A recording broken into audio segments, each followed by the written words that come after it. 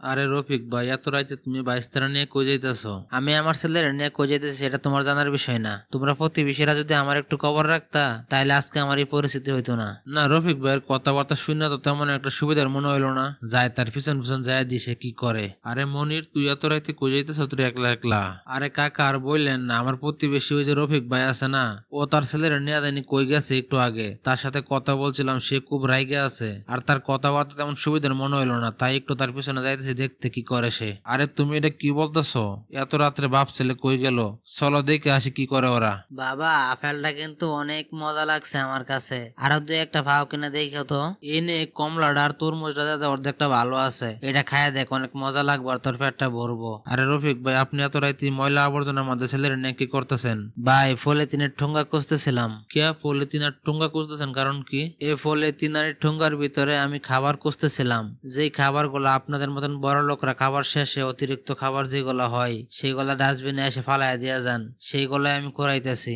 যেই খাবারগুলো আপনাদের মতন বড় লোকরা অবশ্যই না কইরা চাইলে আমাদের মতন গরিব প্রতিবেশীদেরকে দিয়ে দিতে পারতেন। যেই খাবারগুলো আপনারা ফালাইয়া দেওয়ার পর আমরা টোকাই নিয়ে খাই। আমার ছেলে মাঝে মধ্যেই বলে বড় লোকরা যে খাবারগুলা খায় রেস্টুরেন্টে বসে বা বাড়িতে পাক করে খায়, সেই খাবারগুলা সে খাইতে চায় প্রায় সময়। আমি তো গরিব অসহায় মানুষ, আমার তো আর বড় লোকের মতন খাবার কিনে খাওয়ানো বা রান্না করে খাওয়ানোর সমর্থন নাই। তাই আপনারা ফালাইয়া দেওয়া সেই জোড়া খাবারগুলো আমি টুকাই এনে আমার সন্তানরা খাওয়াই। আমি যে বাবা হিসেবে সন্তানের জন্য এর থেকে বেশি করতে পারতেছি না, এগুলা যে আমার সামর্থ্যের বাইরে, তাই আমি বাধ্য হয়ে ডাস্টবিন থেকে খাবার করে আসিলারে খাওয়াইতেছি। রফিক ভাই, আপনি আমার ক্ষমা করে দিয়েন। আসলে আমার চোখ দুইটা বন্ধ হয়ে গেছে মনে হয়। সম্পদের নেশায় পইরা নিজের লেভেল ঠিক রাখতে গিয়ে আমি তো ভুলেই গেছিলাম যে আমার প্রতিবেশী আছে। আমারও প্রতিবেশীর প্রতি হক আছে। তাদের বিপদে আপদে সবসময় তাদের পাশে থাকা উচিত। ভাই, আমি আপনার কথা দিতেছি, আজকের পর থেকে আপনার দেখাশোনার দায়িত্ব আমি নিলাম। আর আপনার সন্তানের যা খাইতে ইচ্ছা করে আমি তা কিনে খাওয়াবো। আর এখন থেকে আমার বাসায় যা রান্না হইব, যা বাজার করবো, এখান থেকে কিছু কিছু আপনারা দিব।